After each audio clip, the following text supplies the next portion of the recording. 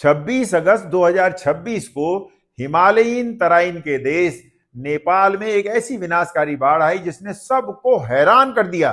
न तेज बारिश की चेतावनी, न सामान्य मानसूनी बाढ़ का संकेत, फिर भी अचानक पानी, बर्फ, चट्टान और मलबे की ऐसी दीवार दौड़ी कि रास्ते में आने वाले घर, सड़कें, पुल और इंफ्रास्ट्रक्चर तक बह गए। तो आखिर यह तबाही भूकंप से हुई, क्लाउड बस्ट से, या फिर पहाड़ के भीतर छिपी किसी दूसरी प्राकृतिक शक्ति ने इसे जन्म दिया? और क्या यह सिर्फ एक आइसोलेटेड घटना थी या हिमालय में बढ़ते खतरे की चेतावनी? देखिए, यह कोई सामान्य बारिश वाली बाढ़ नहीं थी। 26 अगस्त की सुबह नेपाल के रसुआ क्षेत्र में नेपाल तिब्बत की सीमा के पास अचानक विनाशकारी फ्लैश फ्लड आई। प्रारंभिक रिपोर्ट्स में भूकंप की आशंका जताई गई, लेकिन बाद के वैज्ञानिक विश्लेषण ने कहानी बदल दी। यूनाइटेड स्टेट्स जियोलॉजिकल सर्वे यानी यूएसजीएस के अनुसार जो सिस्मिक सिग्नल रिकॉर्ड हुआ था वह किसी सामान्य टेक्टोनिक अर्थक्वेक का परिणाम नहीं था, बल्कि ग्लेशियर, चट्टान और मलबे के अचानक कोलैप्स से पैदा हुई सिस्मिक एनर्जी थी।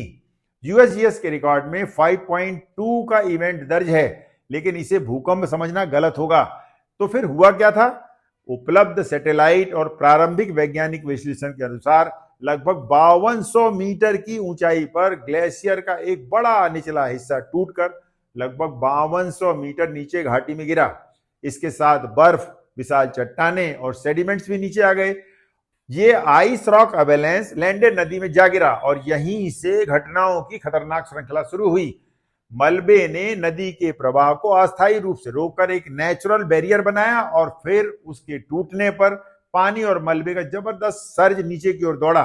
International centre for integrated mountain development यानी ICIMOD के अनुसार इस प्रक्रिया की अभी वैज्ञानिक जांच जारी है, इसीलिए फिलहाल इसे सस्पेक्टेड आइस रॉक एवेलेंस कहना ही अधिक उचित होगा।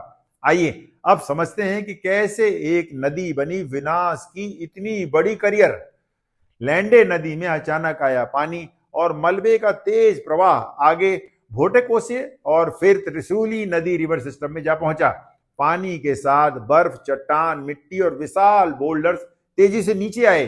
ICIMOD के अनुसार त्रिशूली में कुछ स्थानों पर जल स्तर लगभग 30 मिनट में ही 9 मीटर तक बढ़ गया।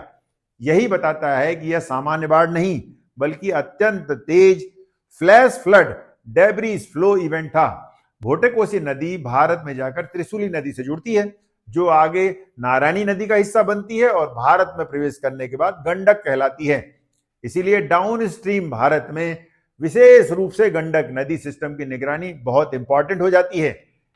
एक सवाल यह भी कि आखिर इतना बड़ा ग्लेशियर टूटा क्यों? क्या कारण था ग्लेशियर की प्राकृतिक अस्थिरता, बर्फ में दरारें, steep mountain slope, melt water या इन सब का कॉम्बिनेशन?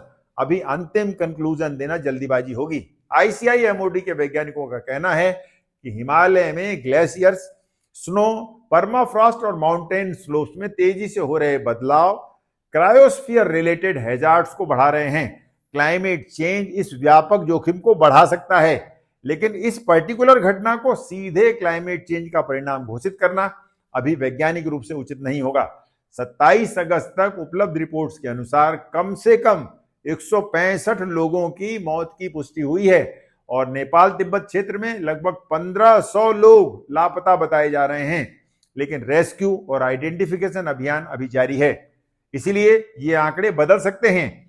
इस पूरी घटना को एक लाइन में समझिए।